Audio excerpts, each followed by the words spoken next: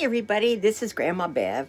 Well, as you know, I look like an extra piece.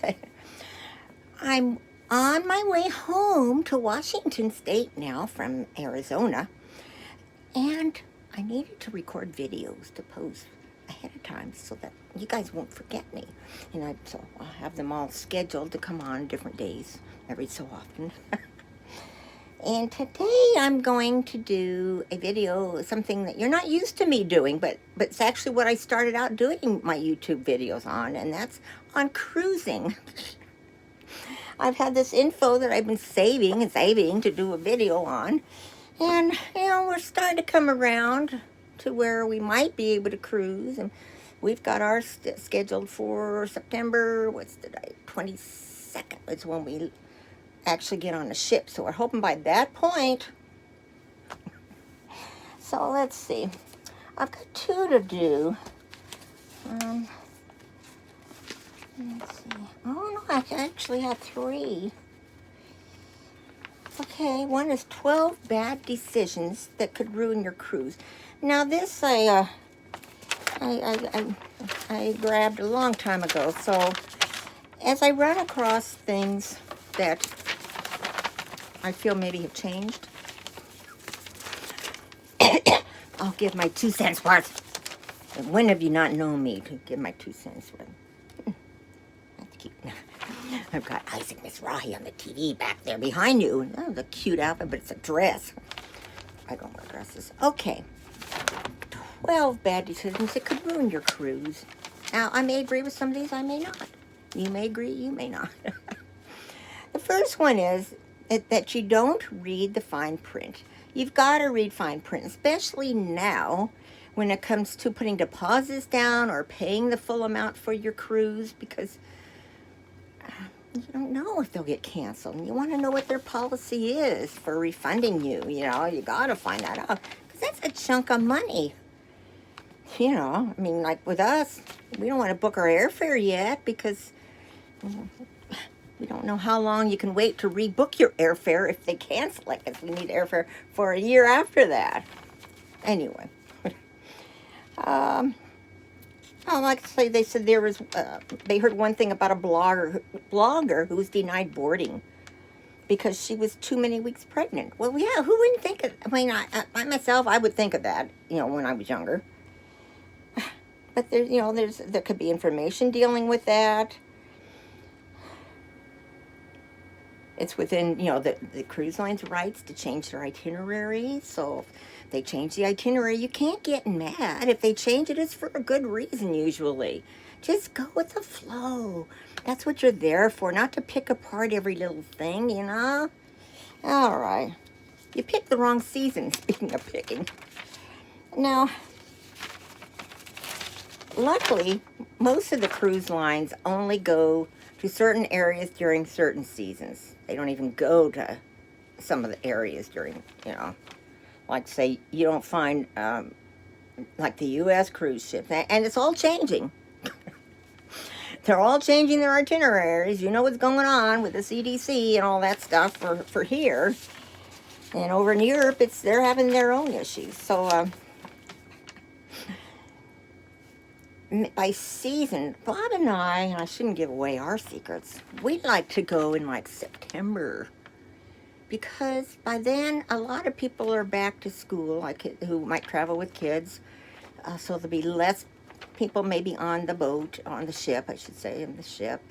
You don't want to go when it's way too hot. What we always do, we always check the, average weather and precipitation and stuff for the areas we go to. We very rarely have had it rain on us. If it's rained, it's been an odd thing, but we always go prepared. Okay. Depends on what you want to do. If you don't mind wearing more clothes, go during the winter. We like wearing less clothes because that's less we have to bring. You choose the wrong travel companion. Sometimes when you're on a ship and you hear people and the way they communicate, I don't mean like a husband and wife, but I could think with a group of people, oh my God. You figure, I bet they'll never go on a cruise together again. Or if they did, what's wrong with them? You know, if your mother-in-law's nagging you all week and the kids are getting in the way of your R&R or that new friend isn't interested in the same activities, you won't enjoy the cruise. What we've always done when we have sailed with other people, we set up front before the other couple even books their cruise with us that we understand everybody likes to do different things. So during the day, we're all on our own. We can, because there's always all these different excursions you can take. Like I'm using Europe, for example. So, take your excursions and then we all meet back at dinner time. If there's something you want to do in the... Somebody walking by looking in here. If there's something you want to do in the evening that they don't, go do it. They can do their thing. You have to be flexible because not everybody likes the same things. Like we went on a cruise, my first trip with my brother as adults, and I had never really, all our adult life hadn't gotten along that great with him. He didn't live near us or anything, so they said they wanted to go on a cruise with us, and I thought, I was nervous. It was for 2 weeks. When we did our phone calls on speaker phones, we all wanted to do the same thing. We all picked the same excursions. And we had a blast. I left that trip thinking, oh my God, I really love my brother. And now every year we want to go on a trip together, but we all have different things we like to do. Like they want to go to Iceland in their next trip. We're going back to Europe, so, and we don't have any interest in Iceland. So, you just have to be flexible. And if you like the same type of places, go together. If someone doesn't like where you're going and goes with you anyway, don't do that. Okay. When you pack, you forget to bring your travel documents. You've got to have your travel documents, if not physically on you, right there with you. You don't pack them in your suitcase that you're going to check in. Even for getting on the ship, because you figure, well, when I get on the ship, I'll have my suitcase. Not necessarily. If your suitcase doesn't make it, how are you going to get on the ship? So I always have my folder with all of our travel documents and everything, and that goes in my carry-on bag that goes under the seat in front of me. Always have it handy. And before we get on like an airplane or anywhere, we get our passports out or anything we're going to need to get on that plane, and we have that very closely, either like an outside flap of our carry-on bag or something that's easy to grab. Same with when you go through TSA and you need to show your little baggy thing with your liquids. Always have a clear thing, have it handy, put it on there, you're set. Oh, let's see. What's next? You skip the muster drill. Okay, for those of you who never cruised before, a muster drill is when everybody is first on the ship, and it's usually after it's just taken off out of the departing port. They have drills. And they go over what you do if there's like the fire alarm goes off or different alarms go off, where you go, so everybody is organized and knows exactly where to go if there's an emergency, where their lifeboat is. They always have your they show you how to wear your life jacket. So they go over that pretty intensely. Now I don't know how they're going to do it once the cruising's back on, but you can be sure, they'll do it somehow, even if you're just watching it on the TV in your cabin, they will do it. Now, this is one, to me, this is kind of a no-brainer, stupid, who in their right mind would do this, but you climb on your balcony railing. Who in God's name would do that? You fall off into that water, by the time they can get to where, if they can find you, that cold water will have killed you. Housing around on decks like 10 and above, it says here, is a recipe for disaster. Hoisting yourself up to sit on your balcony railing, try to climb from one veranda to the next, or even climbing on the patio furniture can quickly lead to you plunging into the waves below. No brainer to me. Something else that's a no-no. You try to sneak smoking in your cabin. Don't do that because people will smell it and they will report you. There will always be areas you can go to have a smoke. Just do not do it in your cabin. I don't care how desperate you are. Not even out on your balcony. Now, I don't know if some of them say you can do it on your balcony.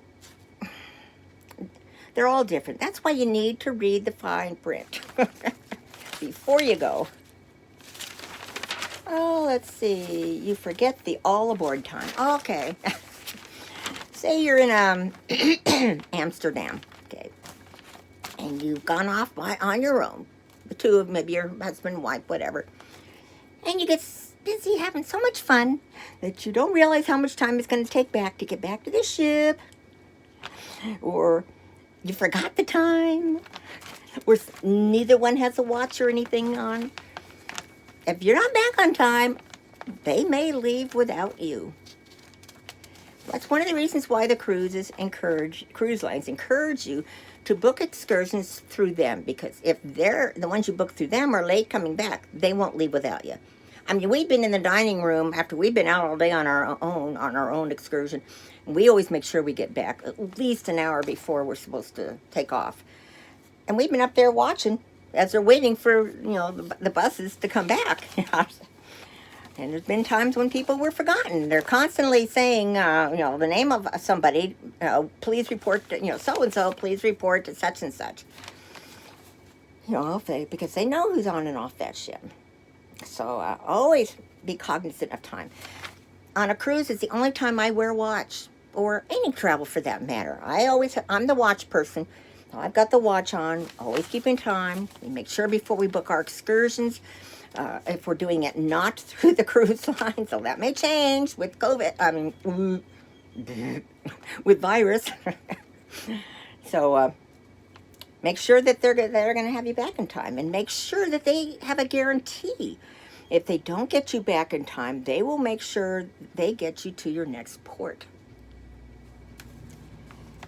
And they do have guarantees. Like, I'll do a plug for somebody here, Viator. We've used Viator often, and they have their guarantee, and I print it out, and I always have it with us with our documents. And if you need to cancel, they cancel it. They're very good to work with. I'll put a link to them down below, but I've been very happy with them. We've tried a lot of others too. We've been happy with most of them, but Viator seems to be the biggest for the most places, and I like to get as much done as I can through one place and then pay one big check. Okay. You never put your phone in airline mode, which means you forgot to put your phone in airline mode before you even got on the plane.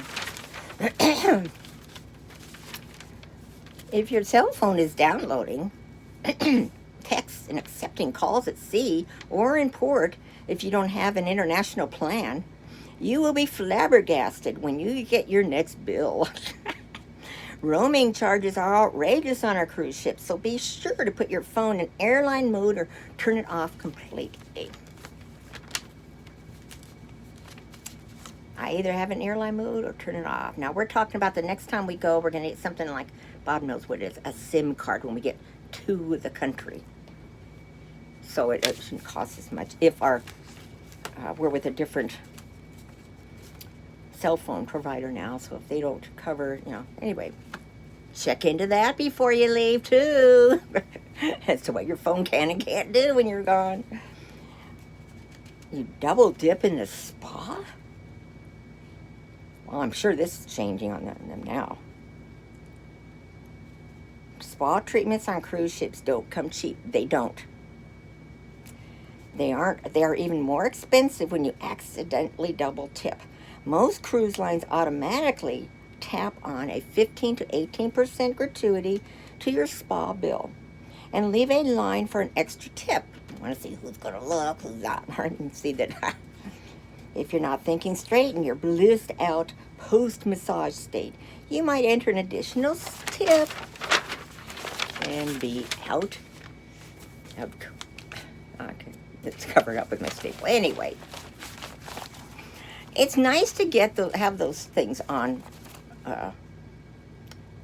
a ship, like on the at-sea days. But if you don't have to, I don't. I did a massage one time because I was so achy, from traveling. Oh my God, I was achier after the massage for the rest of the week. If you guys feel like you're shaking, it's because my washer's spinning it back in there. The whole motorhome shakes. So if you don't have to do the spa stuff, don't. But if you do, be aware they're going to be more expensive than when you do it at home. A lot more expensive. And then on a lot of the cruise lines, they try to sell you products. They'll tell you like, well, you know, your face is really dry. You should try this product or this product. So, you know, they try to upsell you. I mean, that's how they make a lot of their money on the cruise ships. You know, they try to keep their prices as low as they can, but they hope that people are going to come on and spend a lot of money on booze, a lot of money in the casinos, a lot of money on bingo. You know, all those extra things you pay for is what they're counting on, as well as the spa. So make sure you read everything before you leave the spa. Let's see if they already added your tip on. Oh, let's see. What did I do here?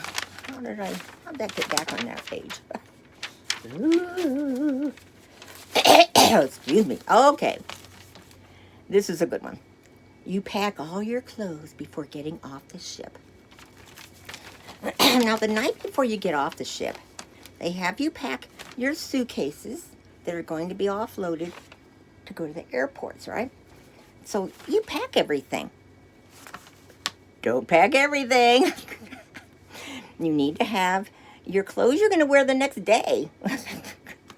So that's why it's important to always have an extra bag with you, or a carry-on bag, or room in your carry-on bag, so that you can fit. If you wore jammies the night before, you know, and you got to fit those in there, or put clean underwear on the day you're going to get off. You know, have everything packed away, have clothes you're going to put on. It's planning is what it is, you know. And if you don't sleep with anything, you don't have to worry about the jammies.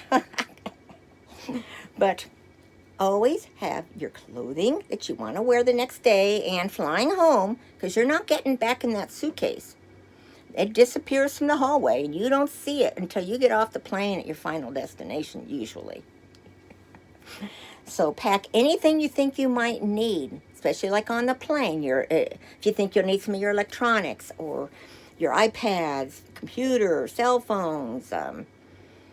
If you like to, like say, when you go to Europe, you're on the plane a long time, and a lot of times people sleep. I can't sleep on a plane, but, you know, they maybe want to brush their teeth, freshen up.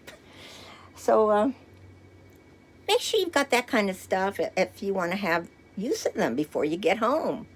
Anything you need to use, especially medications, don't pack those medications in your check-in bag.